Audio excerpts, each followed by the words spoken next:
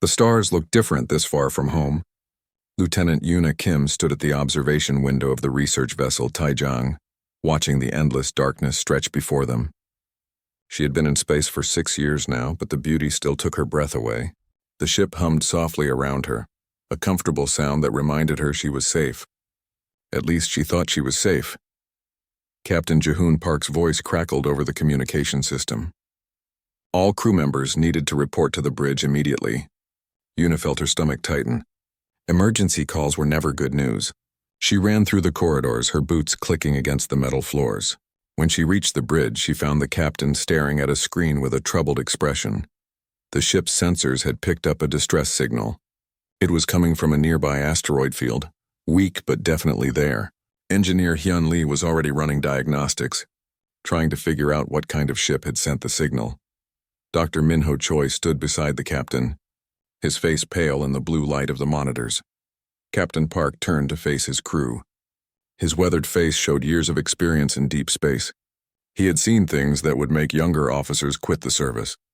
But today, something in his eyes looked different. Uncertain, maybe, or worried. The distress signal used a pattern they had never seen before. It was not human, that much was clear. The question was whether they should investigate. Protocols said they should report it to command and wait for instructions, but command was 3 weeks away at light speed. If someone out there needed help, they might not have 3 weeks. Yuna knew what the captain would decide before he spoke. Jahoon Park had not become a legend by ignoring people in trouble. He had built his reputation on helping others even when it was dangerous. That was the human way, he always said. You help when you can. You ask questions later. The Taijang changed course toward the asteroid field. The crew prepared for a rescue mission. Yuna gathered her medical supplies, checking each item twice. As a combat medic, she had treated everything from broken bones to radiation poisoning. But this would be her first time treating an alien species. The thought excited and terrified her in equal measure. The asteroid field grew larger on the screens. Massive rocks tumbled through space, some as big as cities. Threading through them required careful piloting. Hyun guided the ship with steady hands, his eyes never leaving the navigation display. The distress signal grew stronger. They were getting close, then everything went wrong. The signal had been a trap. Ships appeared from behind the asteroids, at least a dozen of them. They were unlike anything in the human database. Long and angular, with surfaces that seemed to shimmer like insect wings. Weapons powered up with an eerie green glow. Captain Park ordered evasive maneuvers, but it was too late.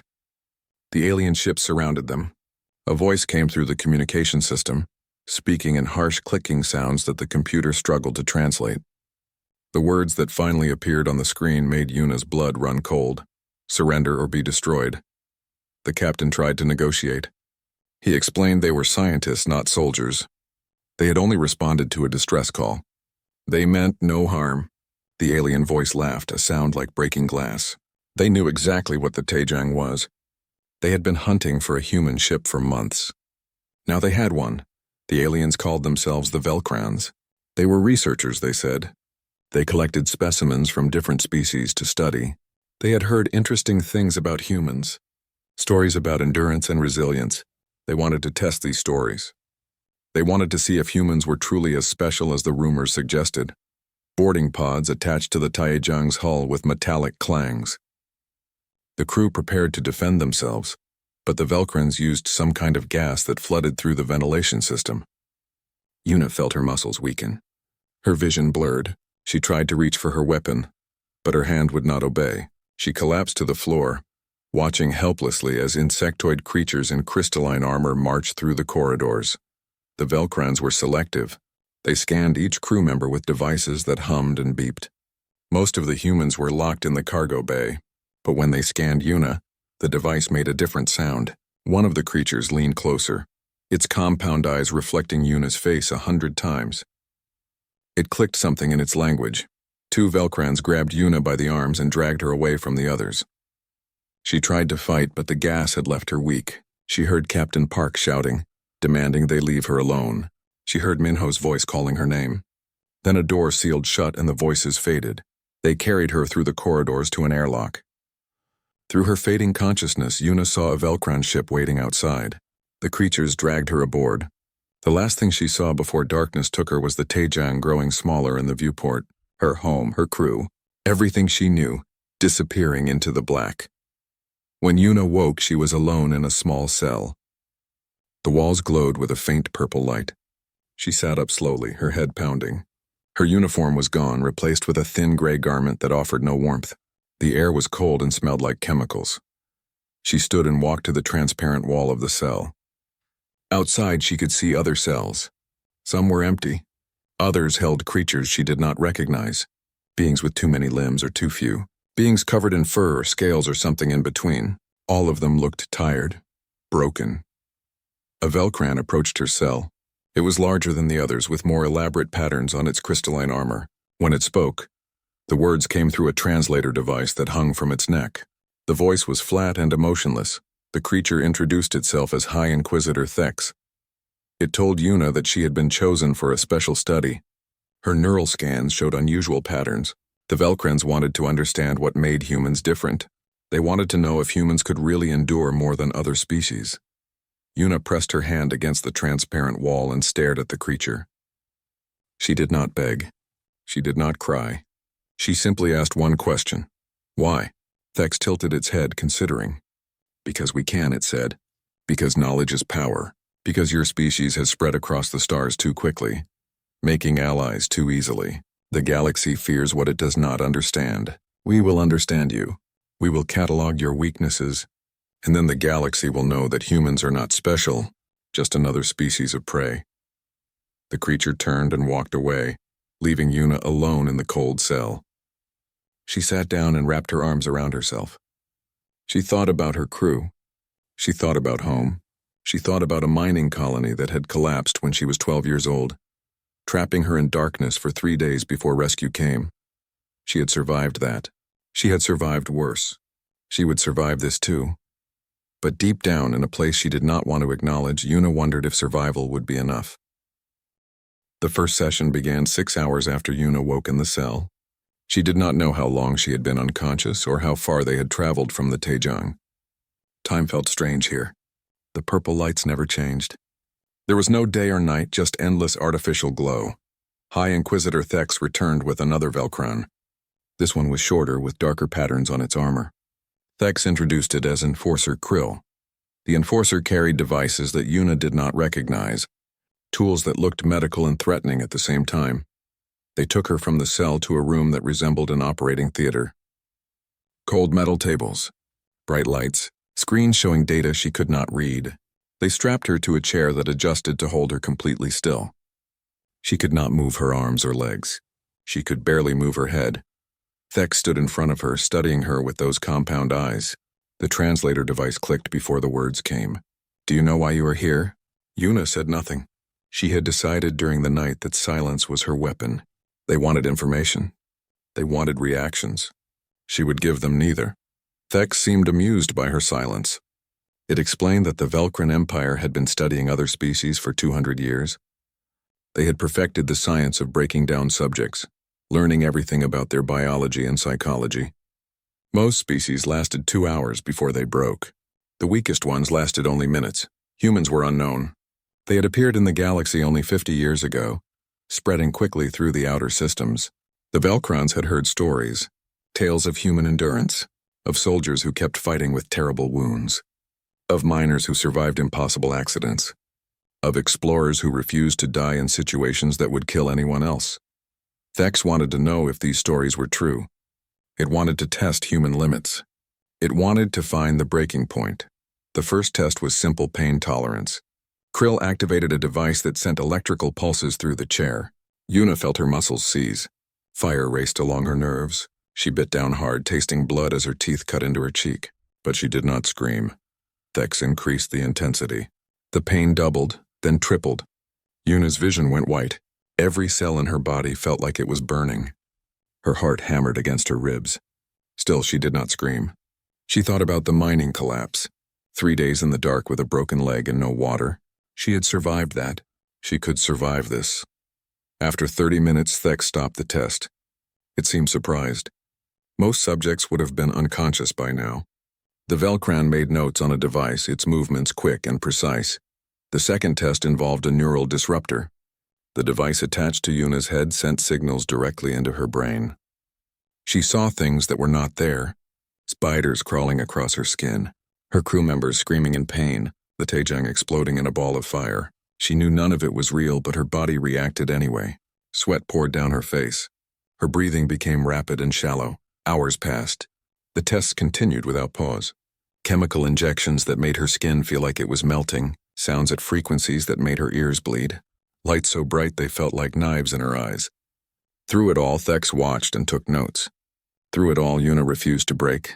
She found a place in her mind to hide, a memory of Earth, of her grandmother's garden where flowers bloomed in impossible colors. She walked through that garden in her thoughts while her body suffered. She picked imaginary flowers and felt imaginary sunshine. She built a wall between her mind and her body, brick by brick. 14 hours into the session, something changed. Thex stopped the tests and studied Yuna with what might have been respect. No subject had ever lasted this long. The Velcran admitted that it had underestimated humans. Perhaps the stories were true after all. But underestimation would not happen twice. Thex told Krill to bring out the forbidden devices. These were tools that the Galactic Council had banned decades ago. Weapons designed during the last Great War meant to break the strongest warriors. The Velcrans had kept them in storage, waiting for a subject worthy of their power. Krill brought out a machine that hummed with dark energy. When Thex explained what it did, even the translator seemed to hesitate. The device attacked the nervous system at the molecular level. It did not just cause pain, it broke down the very structure of nerve cells, creating agony that no natural injury could match. Yuna looked at the machine and then at Thex. She spoke for the first time since the session began. Her voice was hoarse and cracked. "You will regret this." Thex clicked with what might have been laughter. Regret was not possible. This was science. This was progress. This was necessary. They activated the machine. The pain was beyond description. It was like being unmade from the inside out. Every nerve ending screamed at once. Yuna's body convulsed against the restraints. Blood vessels burst in her eyes. Her heart stuttered irregularly. And this time she did scream. She screamed until her throat was raw. She screamed until no sound would come out anymore. But even as her body failed, her mind stayed sharp. In that garden in her memory, flowers began to wilt and die. Darkness crept in from the edges. Yet in the center, one flower remained. A small red bloom that refused to fade. Yuna focused on that flower. She poured everything she had into keeping it alive. 3 hours later, her body could take no more. Alarms began to sound on the monitors. Her heart was failing. Her brain activity was dropping. Thex ordered Krill to stop the machine, but the damage was done. Yuna's body was shutting down system by system. The Velcrans rushed to stabilize her, but it was too late. Her heart stopped. Her breathing ceased. The monitors showed flat lines. Medical scans confirmed complete biological cessation. At exactly 37 minutes and 14 seconds into station time, Lieutenant Yuna Kim was declared dead. Thex stood over the body, feeling something that might have been disappointment. The human had lasted longer than any subject in Velcron history. 23 hours of continuous testing. But in the end, she had broken like all the others. The stories had been exaggerated after all. The High Inquisitor ordered the body preserved for autopsy. Human physiology was still valuable to study. Perhaps they could learn something from the tissues and organs. Perhaps they could understand what had made this one last so long. Krill and 2 other Velcrans moved the body back to the cell. They placed it on a medical table and began preparing it for preservation. Scanners swept over the corpse, documenting every detail. The body was already growing cold. In the cell next to Yuna's, a creature with 6 eyes watched the human's body. It had seen many deaths in this place. Too many to count, but something about this one felt different. The human's face, even in death, did not look peaceful. It looked angry. The creature knew that look. It was the look of someone who had not finished fighting. The look of someone who had promises left to keep. The look of someone who refused to accept the end. But death was death. The creature had seen enough to know that. Once the light went out, it never came back on. The humans were done fighting. The torture was over. The creature turned away from the cell, not wanting to watch anymore. It curled up in the corner of its own prison and tried to forget what it had seen. Behind it, unnoticed by anyone, something impossible began to happen. On the medical table in a cell on a Velcron research station, in a corner of space where Hope went to die, Yuna Kim's fingers twitched. The surveillance cameras captured everything. Later, when the Velcran studied the footage, they would watch the moment over and over, trying to understand what they had witnessed, trying to comprehend the impossible. It started with neural activity. 37 minutes after declared death, the brain scans suddenly flickered. Not much at first. Just tiny sparks of electricity where there should have been nothing. The monitoring system flagged it as a malfunction. Equipment errors happen sometimes. The techs made a note to check the scanners later, but the activity did not stop. It grew stronger. Patterns formed. Waves of electrical signals spread through the brain tissue like ripples on water. The cerebral cortex lit up. Then the brainstem. Then the autonomous nervous system. Piece by piece, the brain was waking up. In the security center, a junior technician noticed the readings. It called for a supervisor, pointing at the screen with a trembling claw. The supervisor looked, blinked all 6 eyes, and immediately contacted High Inquisitor Thex. This was beyond normal malfunction. Something was happening in Cell 47.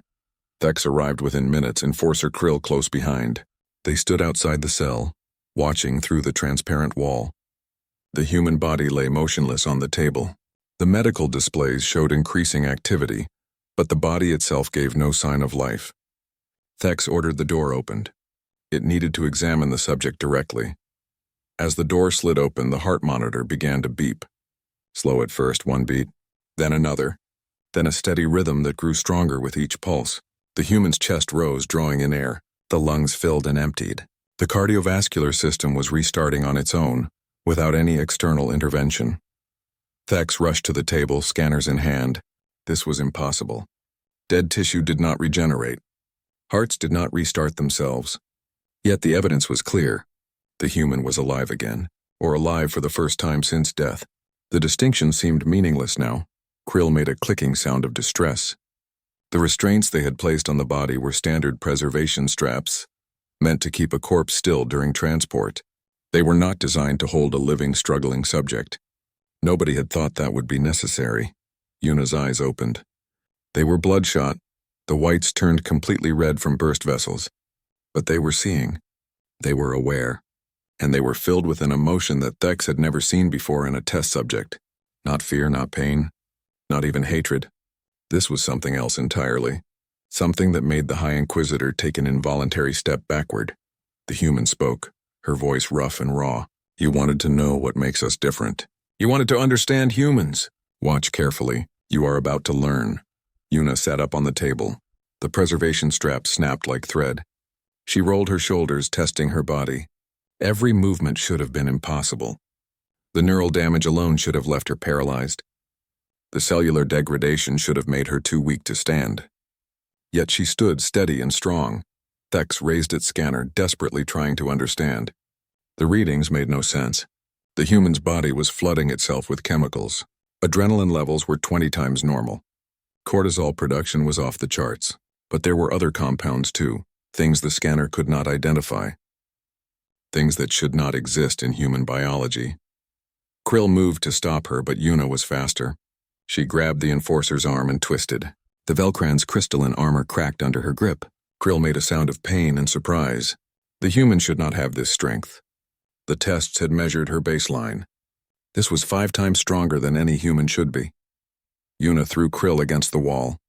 The Enforcer slumped down, its armor shattered. She turned to face Thex. The High Inquisitor backed toward the door, but Yuna did not pursue. Not yet. She had something to say first. She explained that humans had a word for what she was experiencing. They called it spite. When a human died angry enough, when they died with unfinished business, sometimes something happened. The body found reserves it did not know it had. The mind refused to accept the end. Death became just another obstacle to overcome. Medical science called it a stress response taken to an extreme. Soldiers called it the second wind. Old warriors called it the refusal. Whatever the name, the result was the same. A human operating beyond normal limits. A human who had looked death in the eye and decided to come back anyway. Thex tried to speak, to negotiate, but Yuna held up a hand. There would be no negotiation. No bargaining. The time for words had passed 23 hours ago when the torture began. Now there would only be action. She moved past Thex, heading for the door. The High Inquisitor tried to sound an alarm, but Una ripped the communication panel from the wall. Sparks flew. The lights flickered. She stepped into the corridor, looking left and right, memorizing the layout. Other Velcrons appeared, security forces with weapons. They aimed at her, shouting commands in their clicking language. Una raised her hands as if to surrender. The security team relaxed slightly. That was their mistake. She moved like lightning. One guard went down with a shattered thorax. Another fell when she grabbed its weapon and turned it on its owner.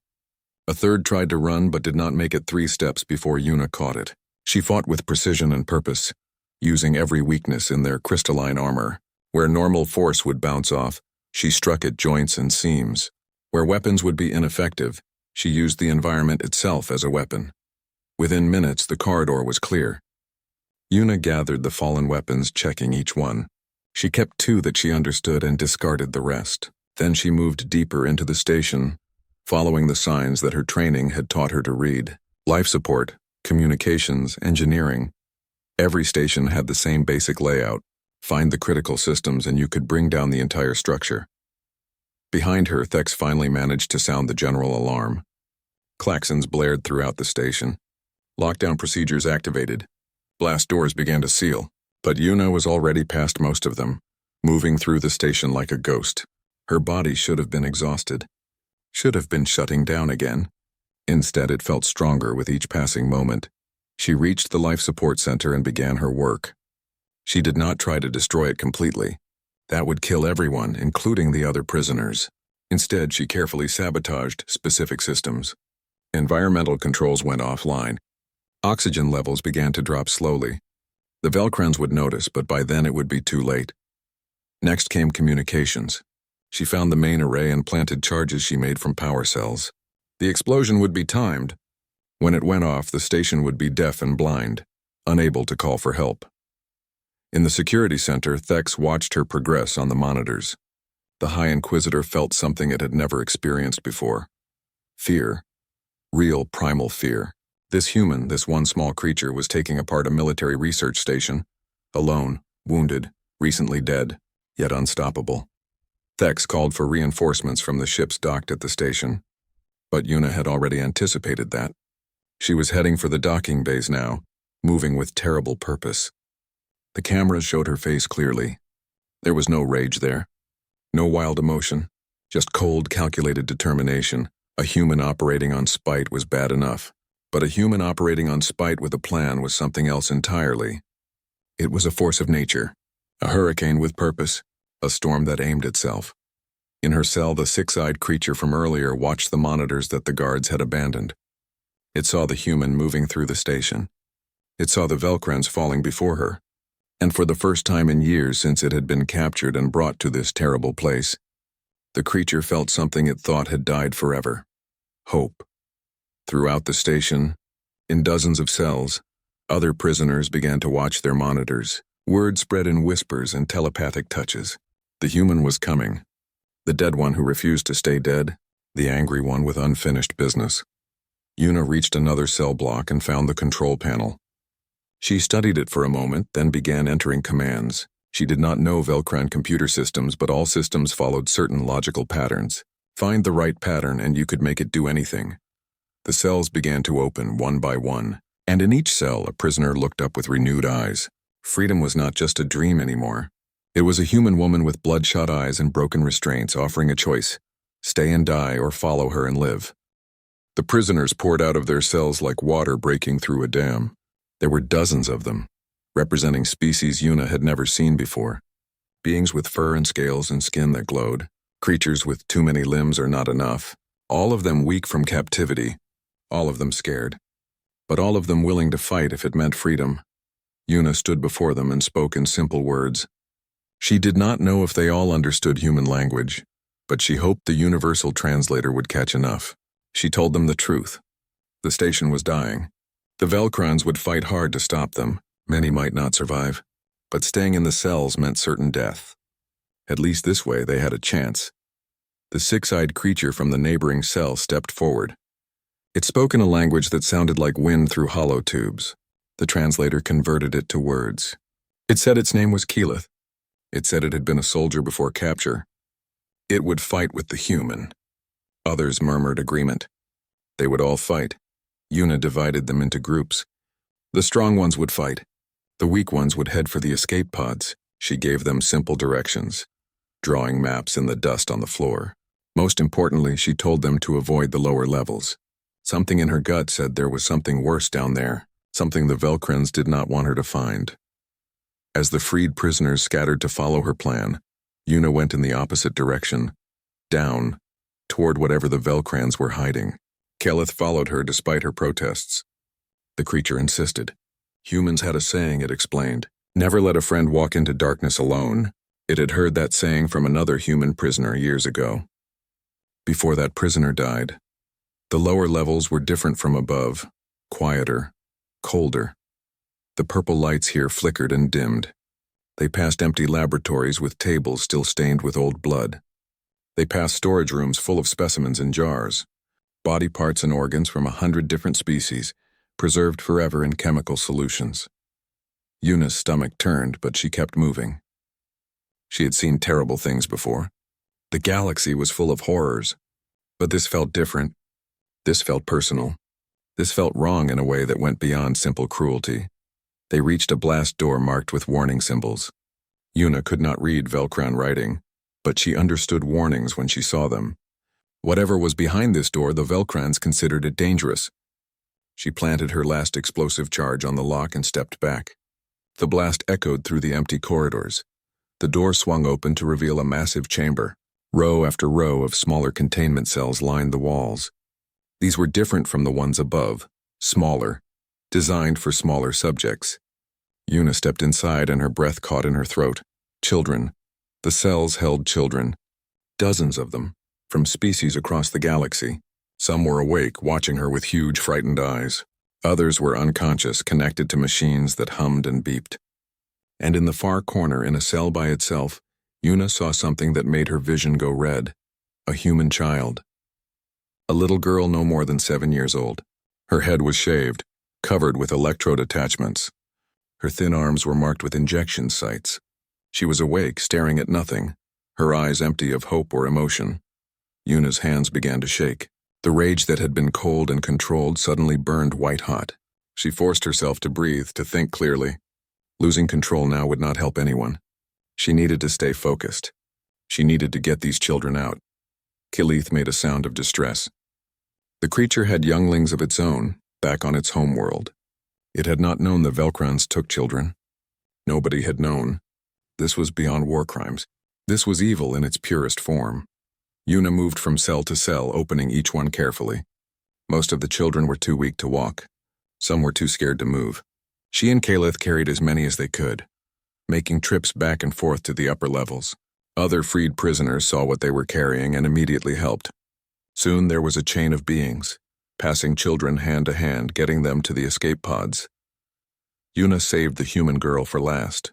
She knelt beside the cell and spoke softly, told her that help was here, that she was safe now, that nobody would hurt her anymore. The girl did not respond at first. Then slowly she reached out one small hand. Yuna took it, feeling the tiny fingers grip her own. The girl whispered a question. Was Yuna real? Or was this another test? Another trick? Yuna felt tears burn her eyes. She promised the girl that she was real, that this was not a trick, that they were leaving this place forever. The girl nodded slowly and let Yuna pick her up. She weighed almost nothing, just skin and bones, but she held on tight as Yuna carried her toward the upper levels. Behind them, the lights began to fail. The sabotage was working. The station was dying faster now, systems cascading into failure. They needed to hurry. Meanwhile, in deep space, another drama was unfolding. Captain Ji-hoon Park stood on the bridge of a ship that was not the Taijang. It was a combat vessel called the Han Song, borrowed from the nearest human colony. He had called in every favor he had. He had made promises he might not be able to keep, all to mount a rescue mission for his crew. Engineer Hyun Lee sat at the navigation console, plotting their approach. Dr. Minho Choi stood beside the captain, holding a data pad that showed Yuna's last known location. The medical implant all crew members wore had sent one final ping before going silent. It was enough. They had tracked the Velcran ships to this sector. The Hanseong was not alone. Word had spread among the human colonies about the captured crew. Volunteers had come forward. Other ships had joined the search. Now a small fleet of human vessels converged on the research station, ready to fight if necessary. But when they arrived, they found chaos. The station was dark, systems failing.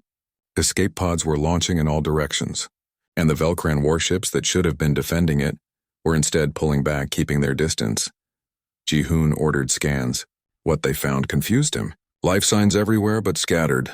No organization, no defensive positions. It looked like the station was under attack from within. But who would attack from inside? Then they picked up a human signal. Weak but definitely there. Someone with a military-grade implant was moving through the station, moving toward the docking bay. Ji-hoon's heart leaped. One of his crew was alive. He ordered the Hanseong to move closer to prepare boarding teams. But Hyun suddenly shouted a warning. Something was happening at the station. Energy readings were spiking. It looked like a reactor overload. The whole structure was going to explode. On the station, Yuna reached the docking bay with her group of freed prisoners. She had lost count of how many they had saved. 50, maybe 60 beings. Not all of them. She knew some cells they had not reached in time. That knowledge cut deep, but she forced it aside. Save who you could. Morn later, the bay held several small ships.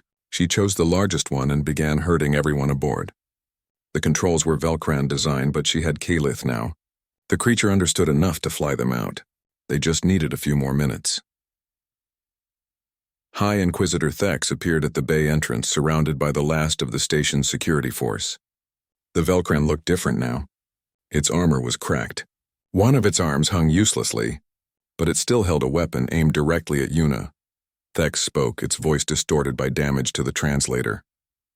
All of this destruction because of one human. All of this chaos because one subject refused to die properly. The High Inquisitor demanded to know what made her think she had the right. What gave humans the authority to destroy Velcran property and free Velcran specimens? Yuna turned to face Thex fully. She had the human child in her arms still. The girl was crying now, finally showing emotion. Tears ran down her thin face. Yuna's voice was quiet but clear. This was not about rights or authority. This was about one simple truth. You hurt children. You hurt my crew. You hurt the innocent. And humans remember. We remember every wrong, every injury, every crime. And we do not forgive. We do not forget. We just come back. She told Thex that this was not over. The data she had downloaded would go to the Galactic Council. Every species in the galaxy would know what the Velcrans had done here. Every government would know about the children. The Velcran Empire would answer for its crimes. Thex raised its weapon, but Yuna was already moving. She put the child down gently, then charged. The security forces fired, but she dodged and weaved. She had been shot at before. In her current state, powered by spite and adrenaline and something beyond both, she felt unstoppable. She reached Thex and grabbed the weapon, crushing it in her grip. The High Inquisitor tried to fight back, but Yuna was beyond pain now. She struck once, twice, 3 times. Thex fell, but Yuna did not kill it. She stood over the broken Velcran and made a promise. Death was too easy. Too quick. Thex would live, would stand trial, would spend the rest of its long life in a cell, thinking about every child it had tortured. That was justice. That was human justice. She left Thex alive and ran back to the ship. The engines were already warming. Keyleth shouted from the cockpit. They needed to leave now. The station was coming apart. Yuna took one last look at the research station, at the place where she had died and come back. She thought about all the beings who had not made it, all the prisoners still in cells they could not reach, all the victims who had died here before she arrived. The Hanseong's medical bay was not designed to handle 60 different species at once, but they made it work. Dr. Minho Choi moved from patient to patient, doing his best with unfamiliar biology. Some beings he could help easily. Others required creative solutions. A few were beyond his ability to treat, but other freed prisoners stepped in, caring for their own species. Yuna sat in the corner, the human child still in her arms. The girl had finally fallen asleep, exhausted from tears and trauma. Medical scans showed malnutrition, psychological damage, and signs of repeated drug injection. But she would live. They would all live. Captain Jehoon Park entered the medical bay and stopped when he saw Yuna. His experienced eyes took in the blood-stained clothing, the exhaustion in her face, the way she held the child protectively. He opened his mouth to speak, then closed it. What could he say to someone who had died and come back? Instead, he simply placed a hand on her shoulder. She looked up at him, and he saw something in her eyes that had not been there before. A hardness, a darkness, but also a determination that went beyond anything he had seen in 30 years of service. She told him everything. The capture, the torture, the death, the return, the children, the data she had stolen. Captain Park listened without interrupting. When she finished, he was quiet for a long moment. Then he nodded slowly. They would take this to the Galactic Council. They would make sure everyone knew, but first they needed to get somewhere safe. The Velcran Empire had lost one research station, but they had many more ships. Retaliation was possible. The small human fleet set course for the nearest major colony, a place called New Busan. It would take 2 days at maximum speed. During those 2 days, Yuna barely slept. When she tried, nightmares came. She saw the torture room. She saw Thex's compound eyes watching her die. She felt the pain of the neural disruptor. She woke screaming, her body convinced it was dying again. The child, whose name was Yunji, stayed close to her. The girl seemed to feel safe only when Yuna was nearby. They ate together. They sat together. They healed together in whatever small ways they could. Khalith also stayed near. The six-eyed being had appointed itself as Yuna's guardian. It told stories about its homeworld, about its younglings who it hoped to see again. It made Yuna promise that when this was over, she would visit. She would meet its family.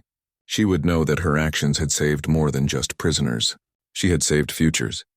When they reached New Busan, they found a military escort waiting. Word of their arrival had spread quickly. The colony's governor, a stern woman named Admiral Song, met them personally at the docking bay. She took one look at the freed prisoners and immediately mobilized every resource available. The children were taken to a hospital. The other prisoners were given quarters and medical care. Yuna was offered the same, but she refused until she had completed one more task. She had the data from the research station. It needed to reach the right people. Admiral Song led her to a secure communication room. There, Yuna transmitted everything to the Galactic Council headquarters. Files detailing every experiment. Medical records of every prisoner. Video evidence of torture and murder. The complete catalog of the Velcran Empire's crimes. The transmission took 6 hours. When it finished, Yuna finally allowed herself to collapse. They took her to the hospital where she slept for 2 days straight. When she woke, the galaxy had changed. The Galactic Council had called an emergency session. Representatives from 200 worlds gathered to review the evidence. The testimony was damning. The video was horrific. Species who had been neutral in galactic politics suddenly had strong opinions about the Velcran Empire. High Inquisitor Thex and 47 other Velcran researchers were arrested by Council peacekeepers. The research stations were raided. More prisoners were freed. More evidence was gathered. The crimes went back decades, maybe centuries. The trial lasted 3 months. Yuna attended every day, sitting in the witness section with Yunji beside her. She watched as species after species testified. She watched as the Velcrans tried to defend their actions as necessary research. She watched as the council judges rejected every defense. The verdict was unanimous. The Velcran Empire was sanctioned. Their territory was quarantined. Trade was forbidden. Their government was ordered to reform completely or face military action. Thex and the other researchers were sentenced to life imprisonment on an isolated world, where they would spend the rest of their long lives in cells not much bigger than the ones they had used for their prisoners. Justice had been served. But Yuna felt no satisfaction. Justice did not undo the torture. It did not bring back the dead. It did not erase Yunji's nightmares or heal the scars on dozens of species. After the trial, Yuna returned to military service. But everything had changed. Her story had spread across the galaxy. The lieutenant who died and came back. The human who fought through death itself. The woman who freed the children. The legend grew with each telling. Some stories said she had died for an hour. Others said a day. Some claimed she had fought hundreds of Velcrans. Others said thousands. The truth did not matter as much as what the story represented: hope, determination, the refusal to surrender. Other species began to see humans differently. The Galactic Military Index updated its classification. Humans were no longer listed as standard bipeds. They were now classified as persistence predators, with a warning in red text. Extreme caution advised, subject to enhanced stress response, capable of operating beyond normal biological limits when sufficiently motivated. The phrase 37 minutes became a warning in alien military circles. It referred to the time Una had been dead. But it meant more than that. It meant never assume a human is defeated, never assume they are finished, never assume death is the end. Multiple species approached humanity for formal alliances. Some wanted such determination on their side in conflicts. Others wanted protection. A few wanted to study how humans managed such feats. All were politely redirected to the proper diplomatic channels, but not everyone saw the legend positively. Some species feared humans now. They saw the story of Una as proof that humans were dangerous, unpredictable, too aggressive to be trusted. Trade relationships cooled. Some embassies closed. Humanity found itself both more respected and more isolated. 6 months after the trial, Una made a decision. She left active military service and founded an organization. She called it the Recovery Initiative. Its mission was simple: find illegal research stations, free the prisoners, bring the criminals to justice. Captain Park, now retired, joined as an advisor. Engineer Hune signed on to maintain their ships. Dr. Choi became their chief medical officer. Khalith brought a dozen veterans from its homeworld. Other species contributed funds, ships, and personnel. The organization grew quickly. Their first mission rescued 20 beings from a black market lab. Their second freed 40 from a corporate research facility. With each success, their reputation grew. With each rescue, more volunteers joined. Within a year, they had ships operating in 6 sectors. Yoonji, now 8 years old, lived with Una. The girl was slowly healing, attending therapy and learning to be a child again. She was bright and curious, asking endless questions about everything. She wanted to be a doctor when she grew up. She wanted to help people like Dr. Choi had helped her. On the anniversary of her death and return, Una stood in front of a memorial wall. It listed the names of every prisoner freed from the Velcrown research station, 247 names in total. Khalith had designed the wall using a stone from its homeworld that changed color in the light. It was beautiful and somber at once. A group of children from the local school came to visit the memorial. Their teacher was explaining what had happened there, telling them about the brave lieutenant who had saved so many. The children listened with wide eyes. One small boy raised his hand with a question. How had she come back from being dead? Una, standing nearby, heard the question. She walked over and knelt down to the boy's level. She thought about how to explain it in terms a child could understand. She told him that humans had a special trait. When they cared about something enough, when they had promises left to keep, sometimes they refused to give up. Even when their bodies said stop, their hearts said keep going. Death was just another challenge to overcome, like climbing a very steep hill. The boy seemed satisfied with that answer. But then he asked another question. Was she scared when she died? Una was quiet for a moment. She thought about the torture room, the pain, the moment her heart stopped. She could lie and say no. She could be the fearless hero these children clearly thought she was. Instead, she told the truth. Yes, she had been terrified. Fear was normal. Fear was human. But being brave did not mean having no fear. It meant being scared and doing what needed to be done anyway. The teacher thanked her and led the children away. Yoonji came to stand beside Una, taking her hand. The girl had been quiet during the visit, but now she spoke. She said she was proud of Una, proud to have been saved by her, proud to know her. Una felt tears in her eyes. She hugged Yoonji tight, thinking about all the reasons she had come back, all the promises she had made. This was one of them. This child, alive and healing and full of hope.